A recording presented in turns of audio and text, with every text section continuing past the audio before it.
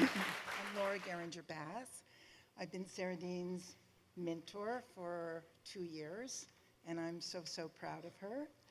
Her powerful piece, The Day I Chose Me, and this excerpt from my new novel, ANGLORY, are far apart in genre, but not in theme: girl empowerment. Hello, everyone. My name is Saradine Nazaire, and I live in Brooklyn, New York. And my piece is inspired by women and standing up for ourselves. ANGLORY. Oops. ANGLORY watched the balloon sail closer. It was striped like a candy cane, red and white, and inside the wicker basket, tipping wildly from side to side, was a bold man with a thick black mustache.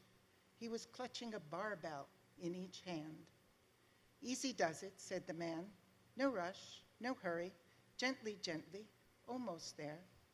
The muscles on his arms were as thick as cabbages, and his skin was covered in tattoos. "Hello," he cried, "don't run away." ANGLORY studied him, not budging an inch. "Helvetius Fulcanelli, strongman, at your service," he announced. Throwing several sandbags to the ground, he leaped out, landing beside her with a bump and a bow.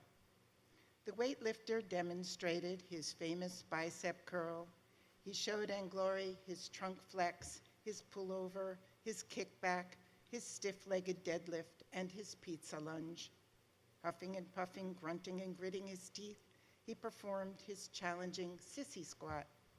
ANGLORY said, "Let me try." Helvetius laughed. "Ah, you're a big girl, but not that big," he said. "Takes a man of iron to play this game." ANGLORY took a deep breath. Then she lifted Helvetius, barbells and all, right up into the air and held him there.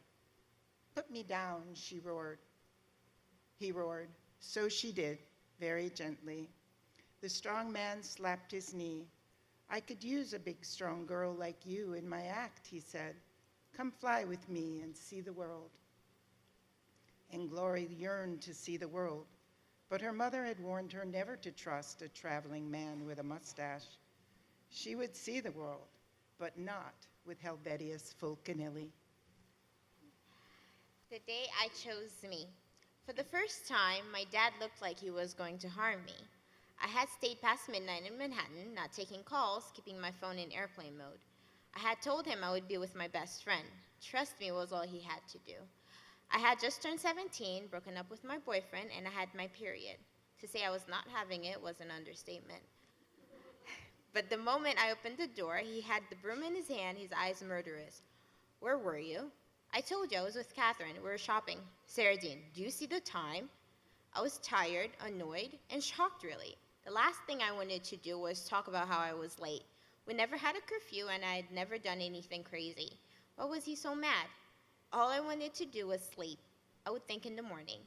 I placed the shopping bags on the floor and made for the bedroom. "I'm talking to you." His tone made me stop. I had to tread carefully. I didn't want to make him angrier. "You'll finish this conversation." Every word was a bite. He was looking at me like I had turned stranger overnight. Maybe I had. I was tired. Too tired to think about his feelings, about coming home late. I wasn't this little girl anymore. I continued to walk to the door. When I reached the lock, he threw the broom aside and grabbed me by the arm. "Where were you?" he snarled. That undid me. My eyes burned. "I was with Catherine, just like I told you 1,000 times. Now I want to sleep, so leave me alone." I yelled and ripped my arms from his grip and slammed the door in his face, not caring that at the moment how sad and shaken he looked. I was crying. I loved my father, but I loved me too. If he chose his anger over me, then I guess I chose me. Thank you.